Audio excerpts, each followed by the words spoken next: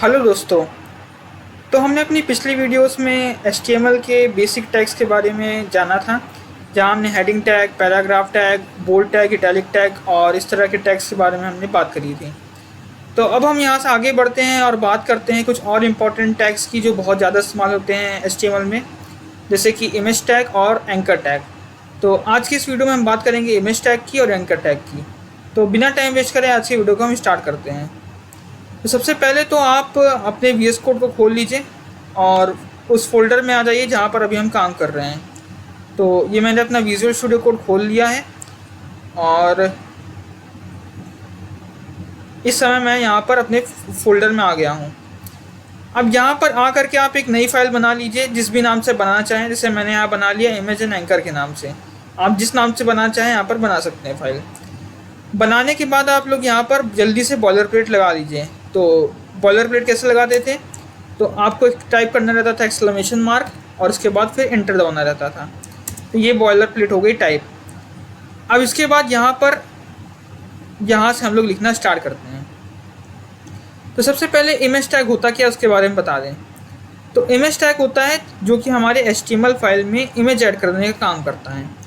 तो जैसे अभी अगर हमें अपने HTML वेब पेज में कोई इमेज शो करानी है तो उसको कराने के लिए हम लोग इमेज टैग का इस्तेमाल करते हैं। तो इमेज टैग का जो सिंटेक्स होता है वो ये होता है, IMG लिखिए, लिख करके एंटर दिए, इसने हिंट दे दिया, यहाँ लिख करके एंटर दबाइए और ये हो गया इमेज टैग। अब यहाँ पर कुछ चीज़ें लिखी हुई हैं उसके बारे में हम बात करते हैं। तो सबसे पहली चीज़ यहाँ लिखी हुई है SRC मतलब क्या होता है। तो SRC का फुल फॉर्म है सोर्स क्या कह सकते हैं, उस इमेज की लोकेशन जिस इमेज को आप अपने वेब पेज में शो कराना चाहते हैं। तो आपकी जो भी इमेज है उसकी आप लोकेशन यहाँ पर इंटर करिए। तो ये हो गया SRC। इसके अलावा एल्ट का मतलब क्या है। एल्ट का मतलब ये हुआ कि अगर आपकी इमेज मान लीजिए शो नहीं हो पाई तो उस केस में आप क्या टेक्स्ट शो करेंगे वो आप यहाँ लिख दीजिए। तो ये दो चीज़ होती हैं। तो सबसे पहले तो मैं यहाँ पर अभी एक इमेज यहाँ पर लिया हूँ और उसके बाद फिर मैं आपको दिखाता हूँ उनको यूज़ करके। तो सबसे पहले तो मेरे पास एक इमेज है। तो ये हमारे पास एक इमेज है। तो इस इमेज को हम लोग जो है अपने VS कोड में ले जाते हैं। तो यहाँ से पहले हम इसको VS कोड में ले जाते हैं। देखिए ये हमारे VS कोड में इमेज आ गई। मतलब VS कोड में आने का मतलब जिस फोल्डर में हम लोग समय काम कर रहे हैं उस फोल्डर में हमने इमेज को यहाँ पर ला दिया है। अब इसके बाद ये इमेज आ गई। अब इस इमेज को हमें अपने वेब पेज में शो करना है। तो अब यहाँ पर हम क्या लिखेंगे, यहाँ पर हम इस इमेज की लोकेशन लिखेंगे। तो यहाँ पर देखिए जिस फोल्डर में हमारी HTML फाइल है उसी फोल्डर में हमारी ये समय इमेज है। तो यहाँ पर हम क्या करेंगे, यहाँ पर हम लिखेंगे सिंपल से इस इमेज का नाम। तो हम लिखेंगे लैंडस्केप, जो भी इस इमेज का नाम है। यहाँ पर इसका नाम है landscape.jpg। तो इस समय हम वही लिखेंगे लैंडस्केप। और देखिए इसने यहाँ पर हिंट दे दिया। तो एंटर दबाएंगे और ये जो था इसने यहाँ पर फाइल को ले लिया। अब इसके बाद यहाँ एल्ट में हम लिखेंगे टेक्स्ट, जो भी हम शो कराना चाहते हैं कि बाई चांस अगर इमेज नहीं शो हो पाई तो ब्राउज़र हमारा क्या टेक्स्ट शो करेगा। तो उस केस में हम उसे यहाँ लिखते हैं। तो उसे लिखेंगे हम कुछ भी आप लिख सकते हैं। मैं यहाँ लिखता हूँ this is a landscape image. ठीक है। तो अब मैं इसे गो लाइव पे क्लिक कर लेता हूँ। तो गो लाइव जिन लोगों को नहीं पता क्या होता है तो बता देते हैं कि लाइव सर्वर VS कोड का एक एक्सटेंशन है। तो उसको जब हम डाउनलोड करते हैं तो यहाँ गो लाइव का बटन बंद किया जाता है। इसकी मदद से हम डायरेक्टली एक्सेस कर पाते हैं अपने वेब पेज को।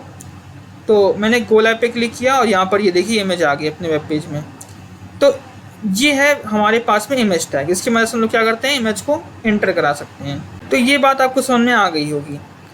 अब मान लीजिए हमारे पास से यहाँ पर एक दूसरा फोल्डर है। जैसे मैंने यहाँ पर एक दूसरा फोल्डर इस फोल्डर में बना दिया।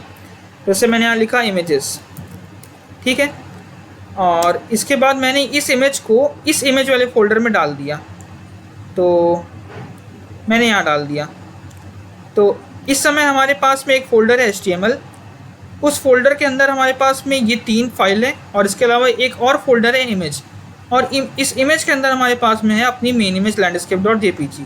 तो अगर अभी हम इस इमेज को चाहते हैं कि हमारे वेब पेज में शो हो तो उस केस में हमें यहाँ पर क्या करना पड़ेगा, इस इमेज का फुल एड्रेस डालना पड़ेगा जो कि है स्लैश और उसके बाद इमेज का नेम। तो यहाँ पर अगर हम सिर्फ इमेज का नेम डालेंगे तो हमारे पास में इमेज शो नहीं होगी। एक बार मैं वो भी आपको करके दिखा देता हूँ। तो अगर मैं यहाँ से इमेजेस को हटा दूँ और यहाँ पर सिर्फ landscape.jpg लिखा छोड़ दें, तो देखिए यहाँ पर क्या हुआ, यहाँ पर हमारी इमेज शो नहीं हो रही। क्यों नहीं शो हो रही? क्योंकि यहाँ पर जो हमारी इमेज है वो इस समय HTML फोल्डर में नहीं रही, इस समय वो इमेज फोल्डर में आ चुकी है। तो हमें यहाँ पर इमेज फोल्डर का भी नाम स्पेसिफाई करना पड़ेगा। और एक और बात आप ध्यान देने वाली यहाँ पर है कि यहाँ पर देखिए, यहाँ पर टेक्स्ट लिख करके आ गया this is a landscape image. ये कौन सा टेक्स्ट है? ये वही टेक्स्ट है जो हमने यहाँ डाला था। तो यहाँ पर आपको ALT का भी मतलब समझ में आ रहा होगा कि जब इमेज लोड नहीं हो पाएगी, नहीं शो हो पाएगी, तो हमारा ब्राउज़र जो रहेगा वो ये टेक्स्ट यहाँ पर, ये लाइन जो रहेगा एंटर कर देगा। ठीक है, तो इतना बात समझ में आ गया। तो अगर हमें ये इमेज शो करनी है तो हम लिख देंगे यहाँ पर इमेजेस /landscape.jpg। तो अब देखिए, अब यहाँ पर इमेज शो हो गई। तो आपको ये बात समझ में आ गई होगी कि इमेज टैग का क्या यूज़ होता है और इमेज टैग को हम कैसे यूज़ कर सकते हैं। तो इतना हमने समझ लिया। अब इसके बाद हम बात करते हैं एंकर टैग की। एंकर टैग क्या होता है? तो इसे एक बार मैं कमेंट कर देता हूँ ताकि मैं आपको एंकर टैग आसानी समझा सकूँ। तो कमेंट कैसे करते थे हम लोग? कंट्रोल प्लस फॉरवर्ड स्लैश दबा करके। तो ये क्या हो गया? कमेंट हो गया। कमेंट मतलब क्या था? मतलब ये ब्राउज़र जो रहेगा इस लाइन को एग्जीक्यूट नहीं करेगा। ठीक है, तो अब यहाँ पे हम समझाते हैं आपको एंकर टैग को। एंकर टैग क्या होता है?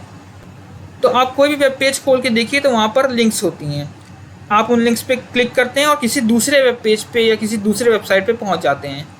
तो ये चीज़ कैसे हम लोग बनाते हैं HTML में? तो इसको बनाने के लिए जो हमारे पास में HTML टैग है वो है एंकर टैग। इसे हम रिप्रेजेंट करते हैं A से। तो आप बस टाइप करिए A, उसके बाद यहाँ पर इंटर दबाइए और यहाँ पर जो है आपके लिए कुछ चीज़ें लिख देगा। अब इन्हें एक एक करके समझते हैं क्या है ये। तो सबसे पहली चीज़ इसने लिखी है ये href एट्रीब्यूट। तो ये क्या बताता है? ये बताता है कि हम जो लिंक देंगे वो लिंक किस URL पे लोगों को ले जाएगी। मतलब डेस्टिनेशन URL क्या होगा वो यहाँ पर हम इंटर करते हैं। तो लेट्स सपोज अगर मैंने यहाँ पर इंटर कर दिया, जैसे कि मैंने यहाँ पर इंटर कर दिया basic.html का URL। तो अगर मैंने यहाँ पर इंटर किया basic.html, तो देखिए इसने अपने आप यहाँ पर हिंट दे दिया। और इसके बाद जहाँ इसके अंदर अंदर क्या लिखते हैं? एक अंदर हम लोग लिखते हैं वो टेक्स्ट जो हम यूज़र को शो कराना चाहेंगे। तो जैसे हमने यहाँ लिखा कि बेसिक ऑफ HTML, से हमने यहाँ लिख दिया, जैसे हमने यहाँ लिख दिया बेसिक ऑफ HTML। आप यहाँ पर कुछ भी लिख सकते हैं। ये वो टेक्स्ट है जो हमारा यूज़र देखेगा और ये वो URL है, ये जो basics.html लिखा है ये वो URL है जहाँ पर यूज़र क्लिक करके जाएगा। तो ये देखिए हमारा कैसा देखिए यहाँ पर क्या हुआ। यहाँ पर पहले तो इसने ब्लू रंग से एक लाइन लिख दी, अंडरलाइन कर दिया इसे, और जब इस पर हम क्लिक करेंगे तो ये देखिए ये हम कहाँ पर आ गए?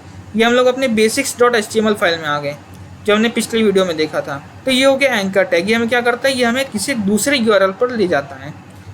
एक नोटिस करने वाली बात यह है कि जब हमने इस पर क्लिक नहीं किया था तब इसका कलर ब्लू था और क्लिक करने के बाद इसका कलर पर्पल हो गया। तो ये डिफ़ॉल्ट कलर है। ठीक है, तो ये ब्राउज़र ने डिफ़ॉल्टली सेट करके रखा हुआ है और CSS की मदद से हम लोग इसे चेंज कर सकते हैं इस कलर को। तो अब यहाँ पर आप जो है इमेज टैग और एंकर टैग आप समझ चुके हैं। अब मान लीजिए जैसे हमें इस जो लाइन हमने लिखी है बेसिक्स ऑफ HTML, इसे हमें हेडिंग के रूप में शो करना है। ठीक है, और साथ में इसे हमें लिंक भी बनाना है। तो अब इसे हम कैसे करेंगे? तो सबसे पहले तो यहाँ पर मैं क्या करूँगा, यहाँ पर मैं लिखूँगा H1 टैग। तो मैं लिखूँगा H1 टैग, H1 करके इसके अंदर मैं यहाँ पर जो है वही सेम चीज़ लाइन लिख दूँगा जो मैंने पहले लिखी थी। तो मैंने इसे यहाँ पर यहाँ लिख दिया। तो ये देखिए यहाँ पर क्या हुआ। यहाँ पर इसने क्या किया? पहले तो इसने ये जो टेक्स्ट था बेसिक्स ऑफ HTML, इस टेक्स्ट को पहले इसने एक हेडिंग दे दी, जिसकी वजह से यहाँ पर क्या हुआ, इसकी साइज़ थी वो बड़ी हो गई। देन इसने क्या किया कि इसे एक एंकर टैग दे दिया। तो इसकी वजह से क्या हुआ, यहाँ पर ये एक लिंक में कन्वर्ट हो गया। तो इसे अगर क्लिक करेंगे तो वही सेम वेबसाइट जो सेम वेब पेज होगा ओपन हो जाएगा। तो इस तरीके से हम एंकर टैग के अंदर डिफरेंट टैग्स का इस्तेमाल कर सकते हैं और इसे अपने मनपसंद तरीके से इसे हम बना सकते हैं। अब आपके लिए एक चैलेंज, जैसे चैलेंज ये है कि जैसे हमने क्या किया, एक वेब पेज बनाया, उस वेब पेज पे हमने एक इमेज शो करा दी और अब हम अपने यूज़र से चाहते हैं कि जो यूज़र हो वो इमेज पर क्लिक करे और क्लिक करके इस basics.html फाइल पर चलाए। तो इसे हम कैसे करेंगे? तो इसे करने के लिए हम क्या करेंगे? इसे करने के लिए हम यहाँ पर सबसे पहले तो एंकर टैग का इस्तेमाल करेंगे, तो ए टैग, उसके बाद यहाँ पर हम एड्रेस लिखेंगे उस फाइल का, तो यहाँ पे है basics.html। इसके बाद इस एंकर टैग के अंदर हम लोग क्या करेंगे, यहाँ पर इस बार हम लोग इमेज टैग जोड़ देंगे, तो img, और इसमें src जो होता है वो क्या था, हमारे इमेज का एड्रेस, तो यहाँ पर लैंडस्केप नहीं सॉरी, यहाँ पर ये इमेज फोल्डर के अंदर है इसलिए images/landscape, और alt में क्या जोड़ देंगे हम लोग, alt मतलब अल्टरनेट टेक्स्ट, इसमें क्या जोड़ देंगे हम लोग, जैसे जोड़ देंगे लैंडस्केप सिंपल। तो ये देखिए यहाँ पर क्या हुआ, यहाँ पर हमारे पास में ये एक लिंक के फॉर्म में कन्वर्ट हो गया है। तो अब जैसे ही मैं इस पर क्लिक करूँगा वैसे ही मैं basics.html फाइल में पहुँच जाऊँगा। तो ये देखिए जैसे मैं क्लिक किया और ये देखिए मैं आ गया basics.html फाइल में।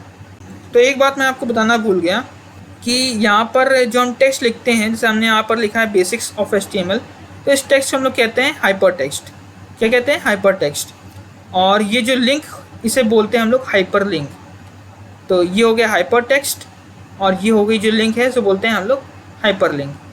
तो हमने आज की वीडियो में एंकर टैग और इमेज टैग समझ लिया, और ये दोनों टैग ही HTML बहुत ज़्यादा इंपॉर्टेंट है, बहुत ज़्यादा यूज़ होते हैं।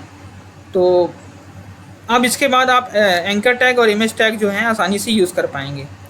तो बस दोस्तों, फिर आज की वीडियो में बस इतना ही, फिर मिलते हैं अगली वीडियो में। Thank you.